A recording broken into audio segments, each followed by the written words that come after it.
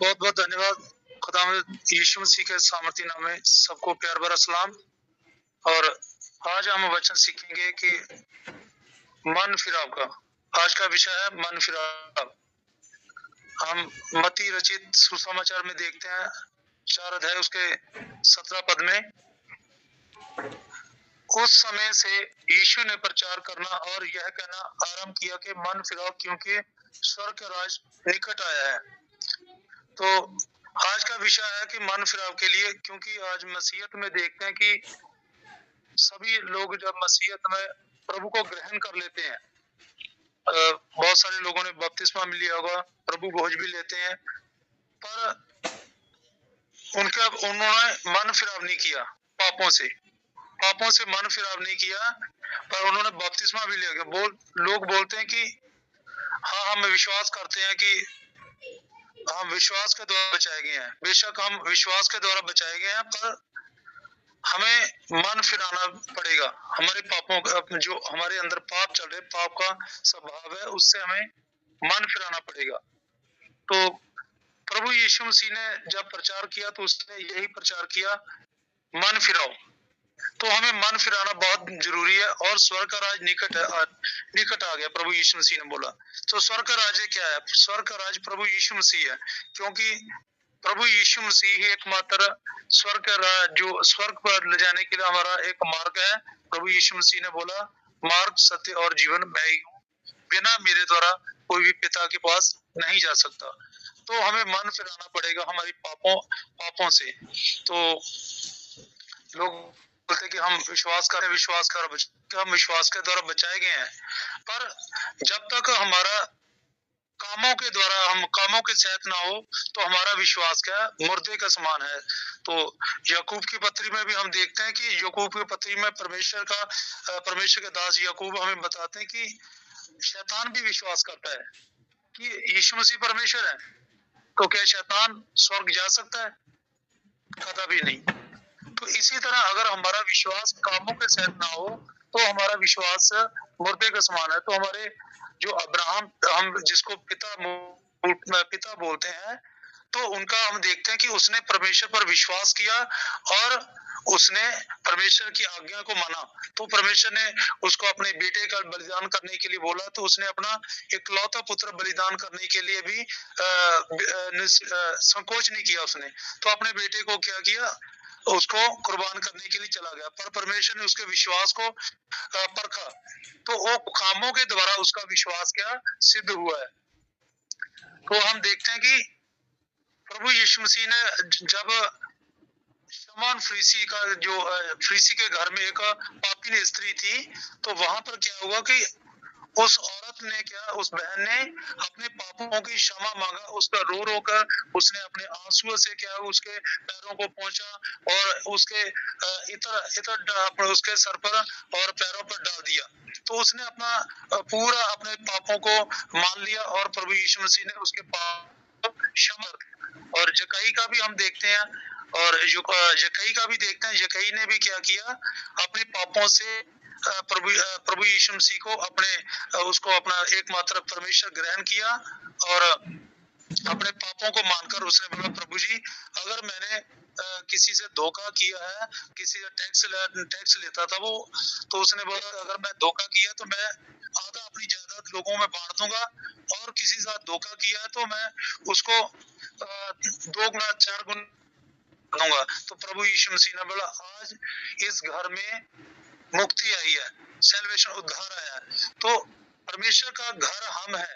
तो अगर हम अपने पापों को मान लेते हैं एक पापनी स्त्री की तरह और जक्कई की तरह, तो सचमुच हमारा जो विश्वास है तो वो कर्मों से सिद्ध होता है।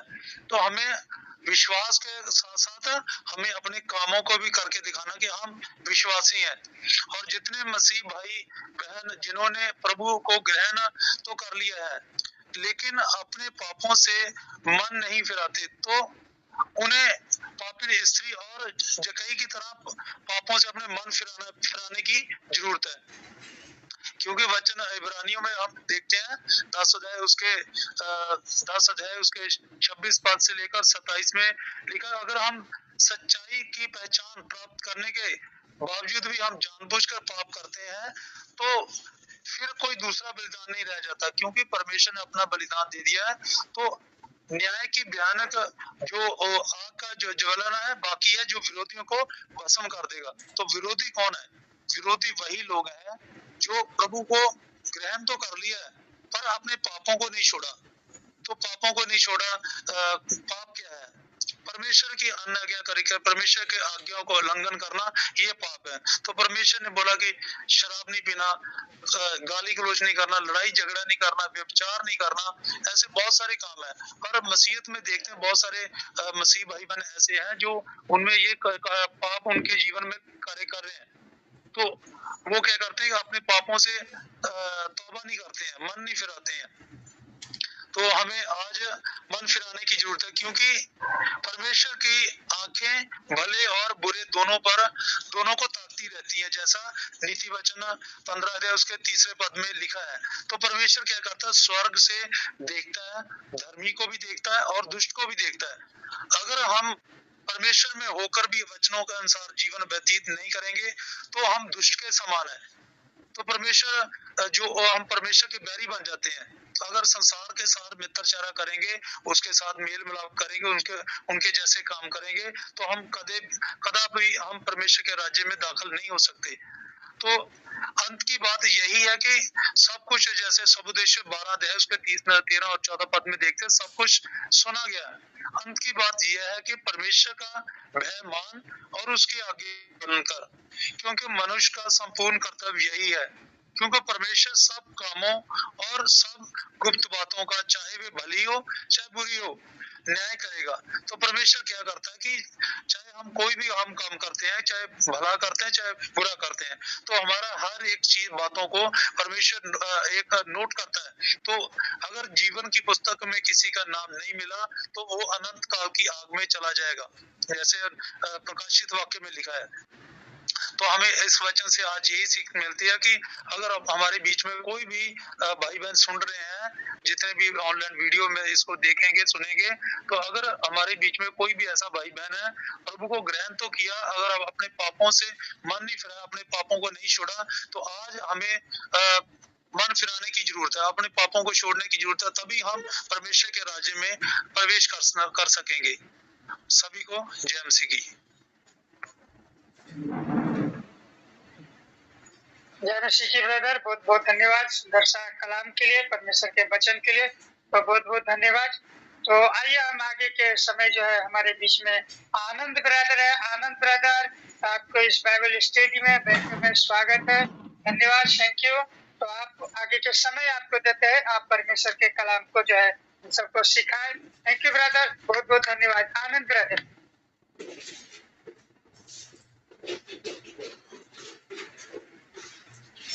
सबको जय मसीह की। तो आइए हम फिर से एक बार परमेश्वर के वचन में चलते हैं और खुदा हमसे जो बात करनी चाहता है, जो वचन के द्वारा मसीह हमसे बात करनी चाहता है, आइए उसको हम वचनों से जानते हैं। हम लूका की पुस्तक के 8 अध्याय में चलते हैं और वचन 22 से लेकर 25 तक पढ़ते हैं। एक दिन वह और उसके चेले नाव पर चढ़े और उसने उनसे कहा, आओ झील के पार चलें। अंत उन्होंने नाव खोल दी और जब नाव चल रही थी तो वह सो गया और झील पर आंधी आई और नाव पानी से भरने लगी और वह जोखिम में थे। तब उन्होंने पास आकर उसे जगाया और कहा, स्वामी स्वामी, हम नाश हुए जाते हैं। तब उसने उठकर आंधी और पानी की लहरों को डांटा और वह थम गए और शांत हो गया। और उसने उनसे कहा, तुम्हारा विश्वास कहाँ है? पर वह डर गए और अचंभित होकर आपस में कहने लगे, यह कौन है जो आंधी और पानी को भी आज्ञा देता है और वह उसकी मानते हैं। वचन के पढ़े जाने और सुने जाने पर प्रभु आप सबको आशीष दे। तो यहाँ पर हम देखते हैं कि यीशु मसीह और उसके चेले नाव में चढ़कर झील के पार जा रहे हैं।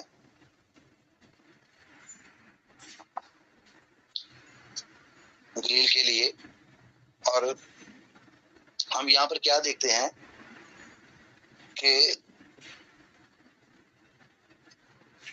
जब वह उस नाव में चलते हैं, जा रहे हैं, तो जब यीशु मसीह वहां पर सो जाते हैं नाव के अंदर, तो झील पर एक आंधी आती है। तो आज हमें भी जब हम मसीह में आते हैं तो मसीह हमें अपने पीछे चलने को कहता है। वचन में लिखा है कि तू अपना सब कुछ छोड़कर हमारे पीछे हो ले। वचन कहता है, परमेश्वर कहते हैं, मसीह कहते हैं हमारे पीछे हो ले। और आज हम भी बहुत से लोग क्या करते हैं, यीशु मसीह को फॉलो करते हैं और मसीह के पीछे चल पड़ते हैं। क्या हम मसीह के पीछे चलते हैं, हम मसीह को अपना उद्धारकर्ता परमेश्वर मान लेते हैं और हम सबको छोड़कर क्या करते हैं, मसीह के पीछे चलते हैं। और सब कुछ ठीक चल रहा होता है, इस तरह देख रहे हैं। पर जब नाव चल रही थी, जब तक नाव चलने का मतलब है जब तक हमारे जीवन में कोई समस्या नहीं है, कोई कठिनाई नहीं है, हम मसीह के पीछे चल रहे हैं, सब कुछ ठीक चल रहा है, कोई समस्या नहीं, कोई प्रॉब्लम नहीं है, तो हम सब प्रसन्न हैं। हालेलुया, जय मसीह की हम खूब नारे लगाते हैं। लेकिन फिर क्या होता है, जब वह सो गया, हो गया का मतलब क्या है, फिर मसीह क्या करता है, परमेश्वर क्या करता है, उस समय के लिए वो हमें लगता है कि परमेश्वर क्या तो हमारे जीवन में भी काम नहीं कर रहा। हमारे जीवन में जब समस्या आती है तो हम क्या अक्सर कहते हैं कि खुदा क्या तू मुझे देख नहीं रहा।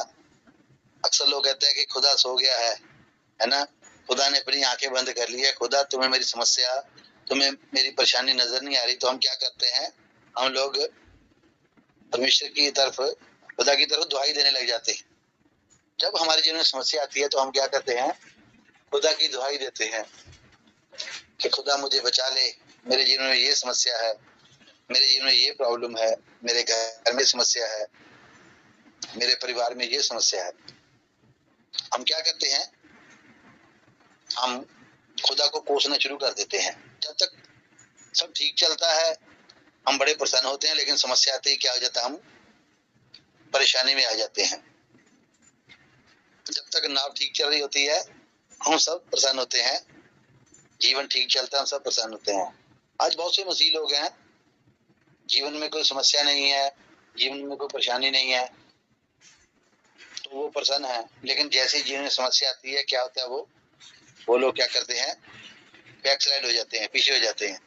उन्हें लगता है कि शायद परमेश्वर हमारे जीवन में से चले गए हैं, परमेश्वर हमारी परेशानी में हमारे साथ नहीं है, हमारी प्रॉब्लम में हमारे साथ नहीं है। लेकिन परमेश्वर कहता है कि मैं सदा तेरे साथ हूँ। वो खुदा हमारे साथ होता है, लेकिन वो हमें क्यों छोड़ देता है, हमें परखने के लिए खुदा हमें मुसीबत में, प्रॉब्लम में छोड़ देता है, ताकि हम मजबूत बने, कमजोर ना बने। आज बहुत से लोग हैं जो वो मसीहत में कमजोर हैं, वो मजबूत नहीं है। समस्या आने पर वो क्या होता है, घबरा जाते हैं, परेशान हो जाते हैं। लेकिन हमें समस्या आने पर ना तो घबराना है, ना तो परेशान होना है, हमें एक ही काम करना है। और हमें क्या काम करना है, हमें खुदा को पुकारना है। तब उन्होंने उसको पास आकर जगाया और कहा, स्वामी स्वामी हम नाश हुए जाते हैं। हमें खुदा को पुकारना है कि खुदा हमारे जीवन में ये समस्या है। और हम क्या करते हैं, आज बहुत से लोग कहाँ जाते हैं, पास्टरों के पास जाते हैं, पास्टर जी मेरे जीवन में ये समस्या है, मेरे जीवन में ये समस्या है, लेकिन वचन के पास नहीं जाएंगे, बाइबल नहीं पढ़ेंगे। तो हमें क्या करना है, समस्या आने के पर हमें वचन के पास जाना है। मसीह के पास जाने का मतलब वचन के पास जाना है और खुदा से प्रार्थना विनती करनी है कि प्रभु हमारे जीवन में ये समस्या है, प्रभु हमारे जीवन में ये समस्या है प्रभु। तो हमें किससे मांगना है, खुदा से मांगना है। हमें रिश्तेदारों के पास नहीं भागना है। आज बहुत से लोग समस्या आती है दोस्तों के पास जाते हैं, लेकिन प्रार्थना में नहीं जाते। तो हमें समस्याओं के ऊपर क्या करना है? प्रार्थना करनी है, खुदा के और भी करीब आना है। और फिर क्या होगा? तब उसने उठकर आंधी को और पानी को और लहरों को डांटा और वह थम गए। तो हमारे जीवन में से समस्या कौन निकाल सकता है? सिर्फ मसीह है जो हमारे जीवन में से समस्या निकाल सकता है। यीशु मसीह ही हमारे जीवन में से हर एक समस्या को, चाहे वो परेशानी, वो समस्या कैसी भी क्यों ना हो, कितनी देर से भी क्यों ना हो, हमें समस्या से बाहर निकालने का एक ही समाधान है, वो है प्रार्थना।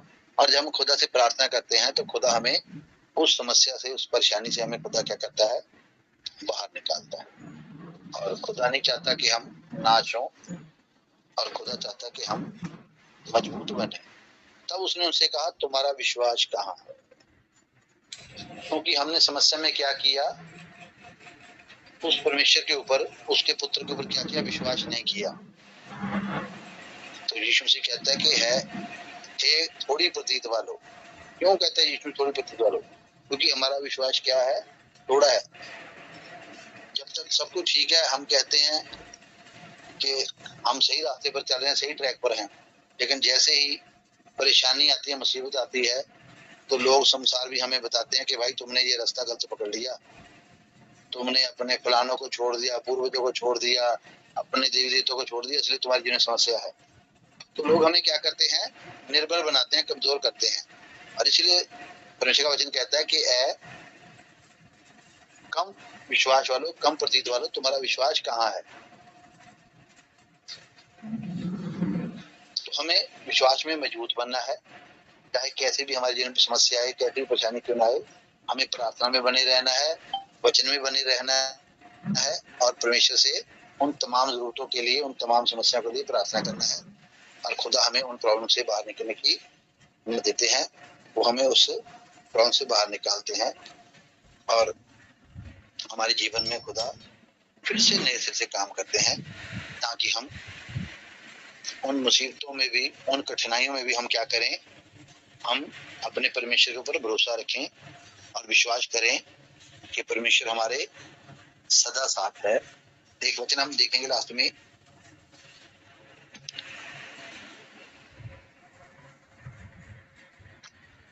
पहला पत्रस का 4वां अध्याय में लिखा है कि इसलिए कि जब मसीह ने शरीर में होकर दुख उठाया, तो तुम भी उसी मनसा को हथियार के सम्मान धारण करो। तो जब हम भी किसी प्रॉब्लम में, समस्या में आते हैं, तो हमें क्या करना है? हमें भी हथियार को, वचन को उठाना है, और हमें क्या करना है? उन प्रॉब्लम में, उन मुसीबतों में हमें भी दुख उठाते हुए क्या करना है? उन मुसीबतों का सामना करना है। हमें कमजोर नहीं होना है, निर्बल नहीं होना है, बल्कि और भी हमें बलवंत होना है। और फिर परमेश्वर हमें उस समस्या से, उस परेशानी से हमें बाहर निकालने में सामर्थ्य है। वचन में लिखा है कि परमेश्वर हमें ऐसी समस्या में, ऐसी मुसीबत में नहीं पड़ने देता कि जो हमारे सहने से परे हो। तो हमें खुदा के वचन में, कलाम में बड़े मजबूती से चलना है, और वचन को पढ़ना है, और खुदा से प्रार्थना विनती करना है, और खुदा हमें हर समस्या से बाहर आने में हमारी सहायता करते हैं। सबको जय मसीह।